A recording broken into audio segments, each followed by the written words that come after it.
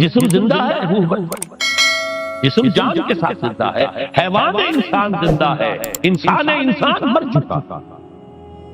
اس لیے قرآن کہتا ہے نبی یہ مردہ ہے، اموات غیر احیاء، یہ نہیں سنتے ہیں، یہ آپ تو سمجھتے ہیں آپ کہ یہ بڑے غور سے سن رہے ہیں، نہیں سن رہے، یہ تو مردہ ہے،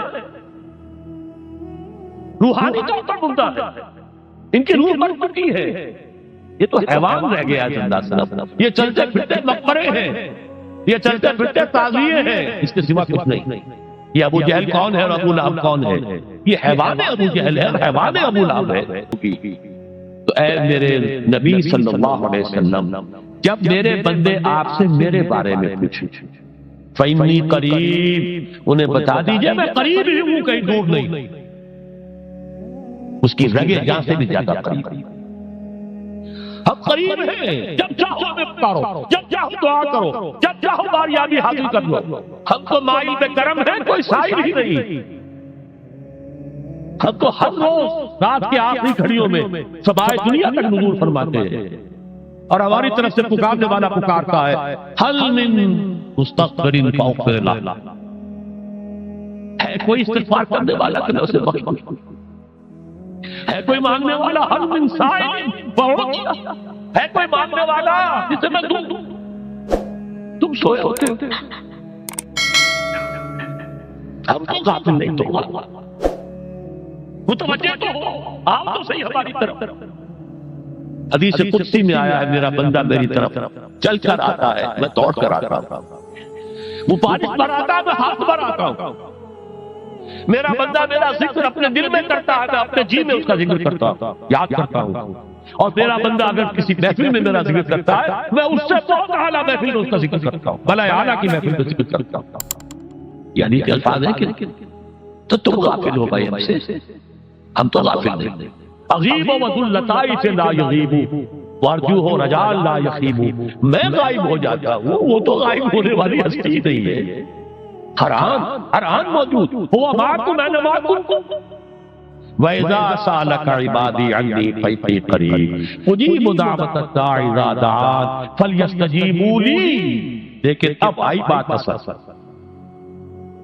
یہ دو طرفہ بات ہوگی، مجھ سے دعا کرو، کسی وقت کی پابندی نہیں، کسی جگہ کی پابندی نہیں، ناپاکی کی حالت نہ ہو تب بھی دعا کر سکتے ہو، میری کتاب کو ہاتھ مت لگانا، مجھ سے دعا کر سکتے ہو، دعا میں کوئی پابندی نہیں، لیٹے مانگو، بیٹھے مانگو، ناپاکی میں مانگو، پاکی میں مانگو، جب چاہو مانگو، دعا میں کوئی خطر، اور جہاں پکارو گے there and then I will listen to you and I will grant your prayers۔ اجیبو جو ہے، اجیبو دونوں مان، جواب دینا اور قبول کرنا، اجابت استجابت دونوں کا ایک ہی مفہوم ہے، جواب دینا اور قبول کرنا۔ اجیبو دعوت الداعی اذا دعان، میں تو ہر پکارنے والے کی پکار کو سنتا ہوں، قبول کرتا ہوں جب بھی وہ مجھے پکارتا ہے، لیکن فَلْيَسْتَجِیبُوا لِی، میرا بھی تو کہنا مانو، چاہیے کہ یہ بھی میرا کہنا مانے، مجھ سے محبت کرے، مجھ سے لو لگائے، میرے دین کے لیے اپنے آپ کو وقف کرے، ان صلاتی و نسکی و محیای و مماتی للہ رب العالمین، میرے باغیوں کے خلاف بغاوت کرے، میرے دین کا جھنڈا اونچا کرے، یہ سارے احکام ہیں کہ قرآن میں۔ قاتلوہم، جیسا کہ میں نے آپ کو بتایا اگلے ہی رکوع میں قتال کا حکم آ رہا ہے، اب وہ گھوڑوں کو روزہ رکھواتے تھے، بتا دیا یہ روزہ تمہیں کس لیے رکھوایا جا رہا ہے، اگلے ہی رکوع کے اندر حکم ہے قاتلوا فی سبیل اللہ الذین یقاتلونکم وقاتلوہم حتی لا تکون فتنۃ ویکون الدین للہ، اللہ کے لیے دین ہو جائے، پورا کا پورا نظام اللہ کے تابع آ جائے، اس کے لیے پہلے دعوت دو، محنت کرو، جد و جہد کرو، اس دعوت کے نتیجے میں جمعیت فراہم کرو، جب جمعیت اتنی ہو جائے کہ پھر اس باطل نظام کے خلاف بغاوت کر سکو تو کرو بغاوت، اگر باطل نظام کے خلاف بغاوت نہیں کرتے ہو تو پھر ہم سے بغاوت ہے تمہاری، پہلے ذہنی بغاوت ہے، آپ ڈس اون کیجئے ذہنی اعتبار سے، نفسیاتی اعتبار سے، میں اس نظام کو نہیں اور کرتا، ریکنسائل نہ کیجئے اس کے ساتھ، کوئی تعاون نہ کیجئے اس کے ساتھ، کوئی چاچی اور ملازمت نہ کیجئے اس کی، تن من دھن لگائی اس نظام کو بدلنے کے لیے، چاہے ابھی وہ دعوت کے مرحلے میں ہے، لوگوں کو تیار کیا جا رہا ہے، تربیت دی جا رہی ہے، تزکیہ کیا جا رہا ہے، لیکن ہدف کیا ہے؟ تاکہ اللہ کا دین غالب۔ فَلْيَسْتَجِيبُوا لِي، میرا بھی تو کہنا سنے اور مانے۔ میں جہاد کا حکم دیتا ہوں تو جہاد کرے، میں اقامت دین کا حکم دیتا ہوں اقیم الدین تو اس کے لیے کھڑے ہو جائیں، میں قتال کا حکم دوں تو قتال کریں۔ فَلْيَسْتَجِيبُوا لِي وَلْيُؤْمِنُوا بِي، اور مجھ پر ہی اپنا ایمان پختہ رکھیں، توکل کریں تو مجھ پر کریں، محبت کریں تو مجھ سے، راضی رہے تو میری تقدیر پر راضی رہے، توکل ہو، راضی برضائے رب ہو، اطاعت ہو، جب تک یہ ساری چیزیں اللہ کے لیے نہ ہو جائیں۔ والذین آمنوا اشد حبا للہ، اصل میں تو مومن وہ ہوتے ہیں جو سب سے بڑھ کر شدید ترین محبت اللہ سے کرتے ہیں۔ قل ان کان آباؤکم وابناؤکم واخوانکم وازواجکم وعشیرتکم واموال اقترفتموها وتجارۃ تخشون کسادها ومساکن ترضونها احب الیکم من اللہ ورسولہ وجہاد فی سبیلہ فتربصوا حتی یأتی اللہ بامرہ واللہ لا یہدی القوم الفاسقین۔ اے نبی سے کہہ دیجئے اگر تمہیں اپنے باپ، اپنے بیٹے، اپنے بھائی، اپنے اسپاؤسز، بیوی کے لیے شوہر، شوہر کے لیے بیوی، اور رشتے دار، اور تمہارے وہ مال جو تم نے بڑی محنت سے جمع کیے ہیں، تمہارے وہ کاروبار جن کا تمہیں اندیشہ ہوتا ہے کہ کساد بازاری نہ ہو جائے، کہیں پر جو ہے ریسیشن نہ آ جائے، اور تمہارے وہ مکان اور محلات جو تم نے بنائے ہیں، اگر یہ 8 چیزیں محبوب تر ہیں اللہ سے اور اس کے رسول سے اور اس کی راہ میں جنگ کرنے سے، جہاد سے، تو جاؤ دفعہ ہو جاؤ، بیٹھو وہاں، یہاں تک کہ ہم اپنا فیصلہ سنا دے۔ اور اللہ ایسے فاسقوں کو، ایسے ناہنجاروں کو ہدایت نہیں دیتے۔ یہ ہے قرآن آیت نمبر 24 سورہ توبہ۔ فَلْيَسْتَجِيبُوا لِي وَلْيُؤْمِنُوا بِي لَعَلَّهُمْ يَرْشُدُونَ۔ اب وہ لفظ آ گیا رشد۔ دیکھیے پہلے آیا تھا لعلکم تتقون، روزہ، مجرد روزہ تقوی پیدا کر دے گا، ضبط نفس، اور ضبط نفس بھی وہ جو حکم خداوندی کا تابع ہے۔ یہ روزے کی ریاضت ہے، روزے کی ریاضت کا حاصل۔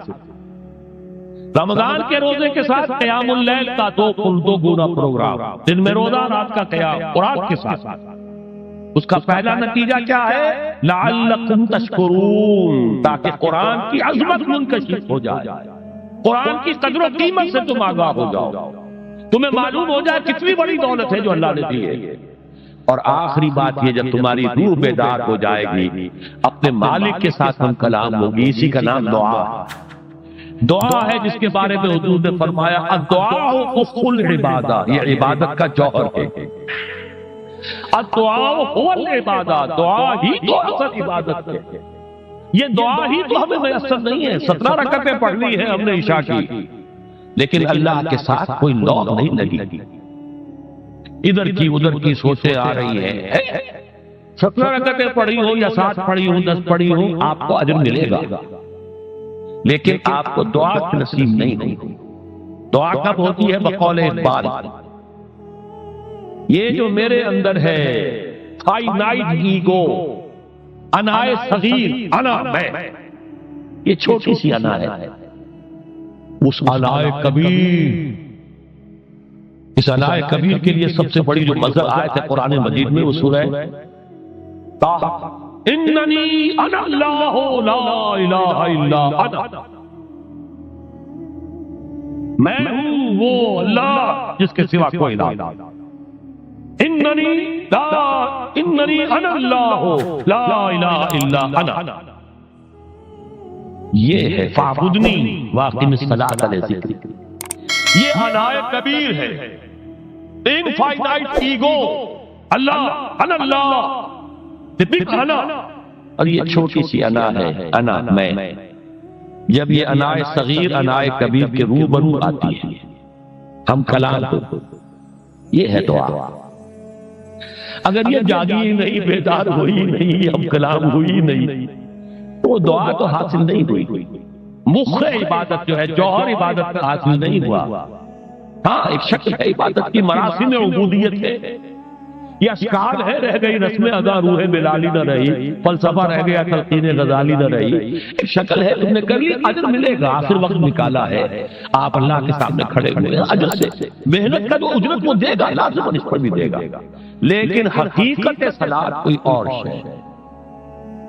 اسی لیے کہا محمد رسول اللہ صلی اللہ علیہ وسلم الصلاۃ معراج المومنین، اہل ایمان کے لیے یہ معراج کے درجے کی شے ہے۔ معراج میں مکالمہ ہوا تھا، التحیات للہ والصلوات والطیبات، یہ حضور نے فرمایا السلام علیکہ ایھا النبی ورحمۃ اللہ وبرکاتہ، کس نے کہا؟ اللہ نے فرمایا السلام علینا وعلی عباد اللہ الصالحین، حضور نے فرمایا اس سلامتی میں تمام اللہ کے نیک بندوں کو شامل کر رہا ہوں، سلامتی مجھ پر بھی ہو اور تمام اللہ کے نیک۔ یہ مکالمہ ہے، مخاطبہ ہے۔ جب تک یہ مکالمے اور مخاطبے کی شکل میں، اگر وہ انائے صغیر جاگی ہی نہیں، سوئی ہوئی ہے، بے ہوش ہے، پڑی ہوئی ہے، سسک رہی ہے یا مر چکی ہے، روح مر بھی جاتی، جسم زندہ ہے، روح جسم جان کے ساتھ زندہ ہے، حیوان انسان زندہ ہے، انسان مر چکا۔ اس لیے قرآن کہتا ہے نبی یہ مردہ ہے، اموات غیر احیاء، یہ نہیں سنتے ہیں، یہ آپ تو سمجھتے ہیں آپ یہ بڑے غور سے سن رہے، نہیں سن رہے، یہ تو مردہ ہے،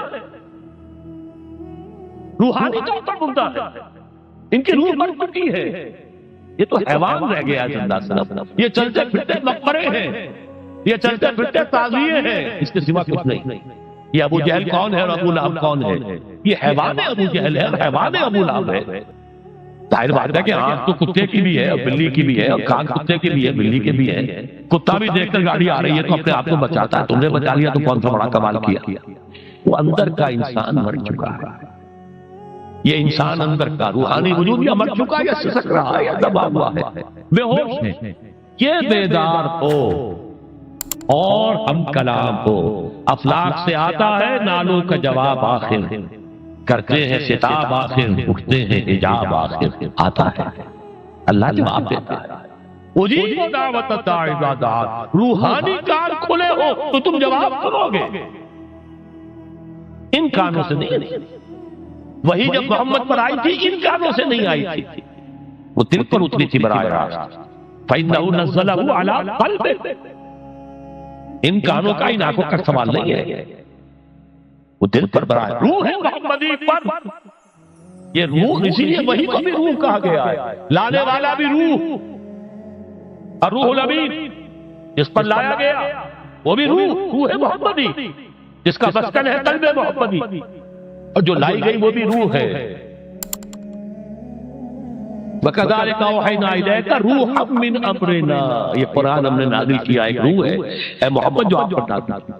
مَا كُنْتَ تَدْرِي مَا الْكِتَابُ وَلَا الْإِيمَانُ، اس سے پہلے تو آپ کو کچھ پتہ نہیں تھا کتاب کیا، شریعت کیا، ایمان کیا، وَلَٰكِنْ جَعَلْنَاهُ نُورًا، ہم نے اس قرآن کو نور بنا کر آپ کو اتارا۔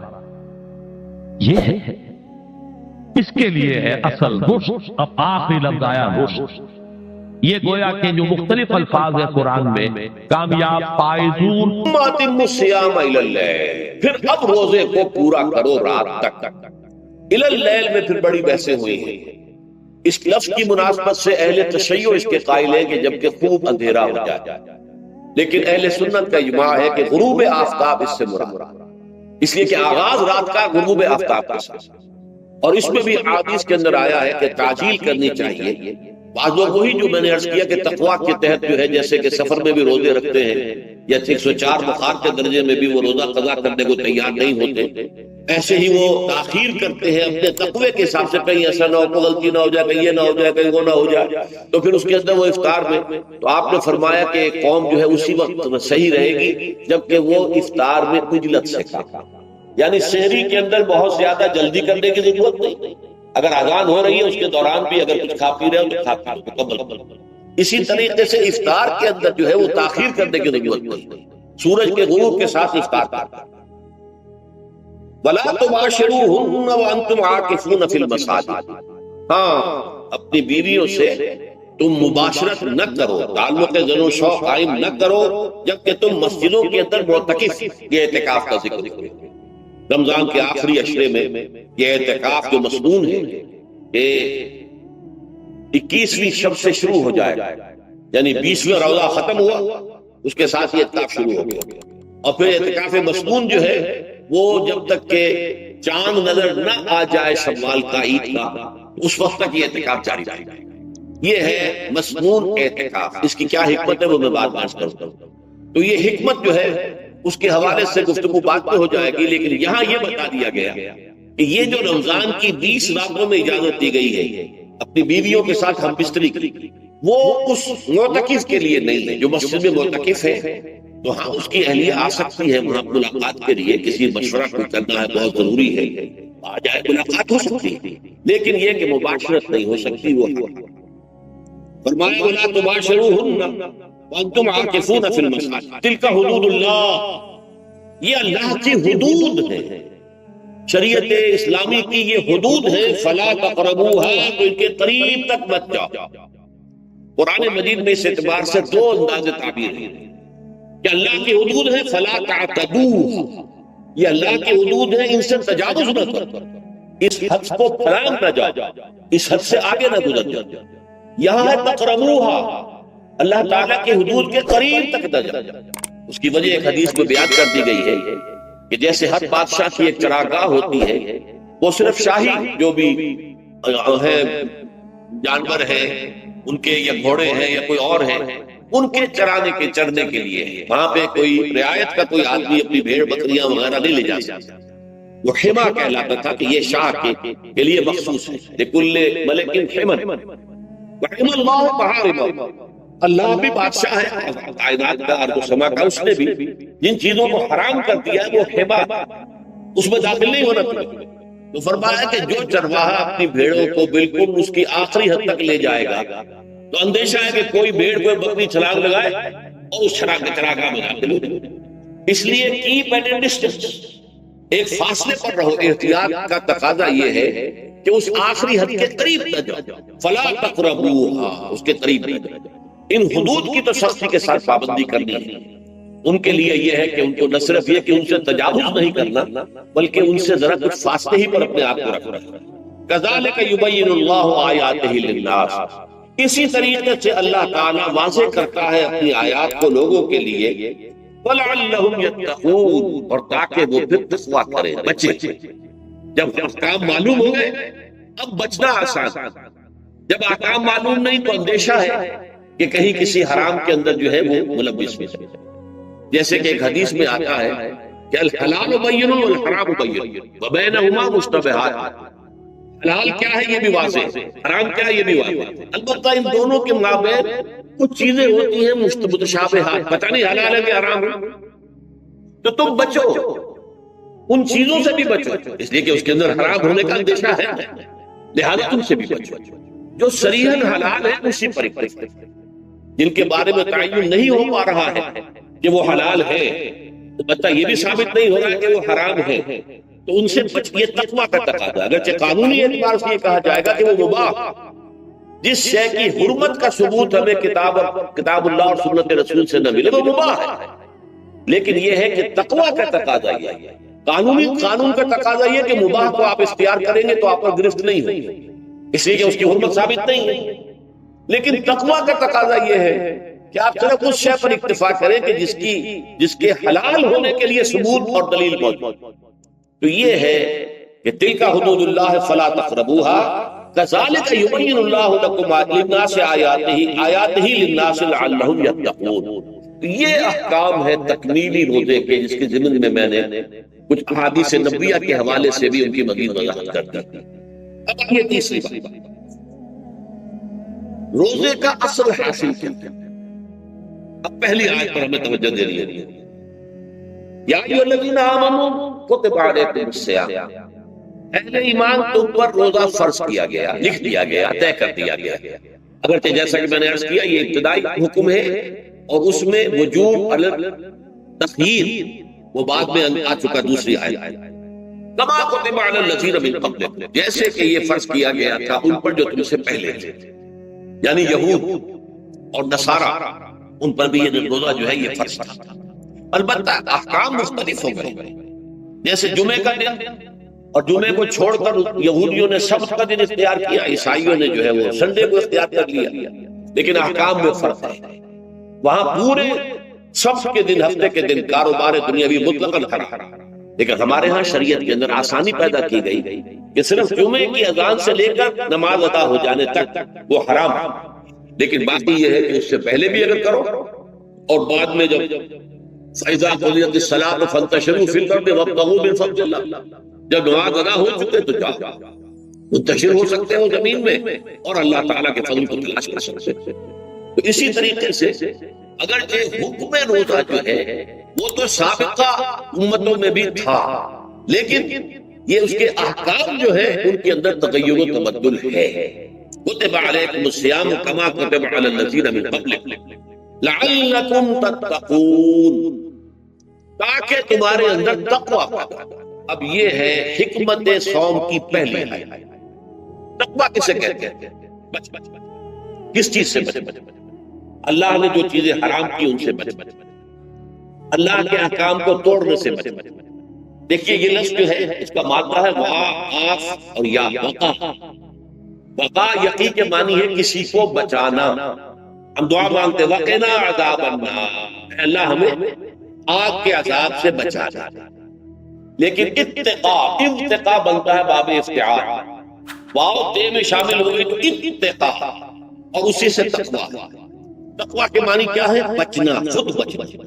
وقا یقی دوسرے کو بچانا، بچنا اللہ کے احکام کو توڑنے سے، اللہ کی حرام کردہ چیزوں میں ملوث ہونے سے، اللہ کے غضب سے، غصے سے، اللہ کی ناراضگی سے، اور آخرت میں اللہ کے احکام سے۔ یہ بچنے کی روش ہے، پوری زندگی میں بھی اس کو جاری رکھنا۔ یہ تقوی زندگی میں کیا ہوگا؟ اللہ کے احکام کو توڑنے سے بچنا، اللہ کی حرام کردہ چیزوں میں ملوث ہو جانا، ان کا استعمال کھانے پینے سے متعلق ہو یا وہ شہوت سے متعلق ہو یا کسی اور چیز سے متعلق ہو، اس سے بچنا۔ ہمارے صوفیہ کے ہاں بھی بعض ایسی روایات صحیح ہے یا غلط بیان کی جاتی ہے، لیکن اسلام کا اصل معاملہ کیا ہے؟ توازن، اعتدال۔ تمہارے نفس کا بھی تم پر، ان لنفسک علیک حق، تمہاری بیوی کا بھی تم پر حق، وان لزوجک علیک حق، اور تمہارا جو بھی کوئی ملاقاتی کوئی دوست ہے اس کا بھی زورک علیک حق، زیارت کرنے کے لیے کوئی آیا اس کا بھی حق، ان کے حقوق ادا کرتا۔ حضرت عبداللہ ابن عمرو بن العاص رضی اللہ تعالی عنہما صحابہ کرام میں اس اعتبار سے بہت ممیز تھے کہ ان پر عبادت جو ہے، عبادت گزاری کا اتنا غلبہ ہو گیا، ہر روز روزہ رکھتے تھے اور رات کو پوری رات کھڑے رہتے تھے۔ حضور کو اطلاع دی گئی، حضور نے طلب کیا، آپ نے فرمایا یا عبداللہ الم نخبر، کیا ہمیں یہ خبر نہیں دی گئی انک تصوم الدہر تقوم اللیل، کہ تو ہمیشہ رات کو کھڑا اور ہر روز روز رکھتا ہے۔ ظاہر بات ہے حضور کے حضور میں جھوٹ کیسے بولتے ہیں؟ ویسے بھی جھوٹ بولنے کا سوال نہیں ثابت لیے تو عرض کیا بلا ہے رسول اللہ، یہ تو صحیح ہے، فرمایا لا تفعل، اب بھی زیادہ مت کر، فإن لنفسك عليك وإن لزوجك عليك وإن لزورك عليك، تمہارے نفس کا بھی تم روزہ رکھو بھی اور افطار بھی کرو۔ بہترین روزہ جو ہے وہ حضرت داؤد علیہ السلام کا تھا، ایک دن روزہ رکھتے تھے، ایک دن افطار کرتے تھے۔ لیکن یہ ہے کہ آپ ہفتے میں 2 دن روزے حضور کے ہیں، سوموار کو اور جمعرات، مہینے میں 3 روزے، یہ ہے اس میں گویا کہ سنت پر عمل بھی ہو جائے۔ لیکن یہ کہ ہمیشہ روزہ، بلکہ یہاں تک کہا گیا ما صام من صام الدہر، جو ہمیشہ روزہ رکھتا ہے انہیں کوئی روزہ رکھا ہی نہیں۔ کیا مطلب؟ یہ تو اس نے اپنی ہیبٹس بدل دی ہے، ہیبٹ ہو گئی ہے کہ سارا دن بھر نہیں کھانا، صبح کھانا، شام کو کھانا، بس۔ یہ تو اس نے اپنی ہیبٹ بدل دی ہے، روزہ ہیبٹ بن گیا۔ ما صام من صام الدہر، جس نے ہمیشہ روزہ رکھا انہیں کوئی روزہ رکھا ہی نہیں۔ اس لیے کہ روزہ تو در حقیقت اس شخص پر شاخ گزرتا ہے جس کو عادت ہے دن میں کھانا کھانے کی، اس کو دن کے اندر 3 کھانے کھانے کی عادت ہے، تبھی تو وہ شاخ گزرے گا۔ اگر وہ عادت ہی آپ نے بدلنی ہے تو ظاہر بات ہے کہ پھر روزے کی جو برکت ہے وہ تو ظاہر نہیں ہوئی۔ تو بہرحال اس اعتبار سے غور کیجئے کہ یہ پہلا حکم جو ہے روزے کا، لعلکم تتقون، تاکہ تمہارے اندر تقوی پیدا ہو جائے، اپنے نفس پر کنٹرول پیدا ہو جائے۔ اس کو یوں سمجھیے کہ یہ ایک بڑا منہ زور گھوڑا ہے، ہمارا جو نفس ہے، ہمارا جو جسم ہے، حیوانی نظام، اس پر ہماری خودی یا ہماری انا یا ہماری ایگو یا ہمارا سیلف، یہ اس پر حکمران، اس کا گھوڑے کا سوار۔ اب اگر گھوڑا منہ زور ہے اور سوار کے قابو میں نہیں ہے تو کیا نتیجہ نکلے گا؟ اب وہ گھوڑے کے اختیار میں ہے، سوار صاحب کی جان جو ہے وہ جا کر پٹک دے، کہیں کسی کھائی میں گرائے، کسی اور جگہ گرائے، وہ تو گویا کہ اس کے رحم و کرم۔ اگر سوار تکڑا ہے اور سوار نے جو ہے گھوڑے کو قابو میں کیا، اس کی رانوں میں بھی جان ہے، دبایا ہوا گھوڑے کو اپنی رانوں کے درمیان، تو ظاہر بات ہے کہ اب یہ گھوڑا جو ہے بہت بڑی ایسٹ ہے اس کے لیے۔ اب گھوڑا ادھر جائے گا جدھر سوار لے جانا چاہے، سوار اپنے مقصد اپنی منزل تک پہنچے گا گھوڑے کے ذریعے سے۔ اور اگر برعکس ہے، جیسا کہ میں عرض کر چکا ہوں، تو وہ سوار جو ہے وہ گھوڑے کے رحم و کرم۔ یہی معاملہ ہے، ہماری خودی یا ہماری انا یا ہمارا ایگو، یہ در حقیقت یہ راکب ہے، اور ہمارا وجود حیوانی یہ مرکب ہے، یہ گھوڑا۔ اگر ہم قابو یافتہ ہوں اپنے گھوڑے کے اوپر تو یہی جسم ہمارے لیے ایک بہت بڑا ایسٹ ہے۔ السلام علیکم ورحمۃ اللہ وبرکاتہ۔ مزید اسلامک بیانات سننے کے لیے ہمارے اس چینل فیتھ پوائنٹ کو سبسکرائب کیجیے۔ شکریہ۔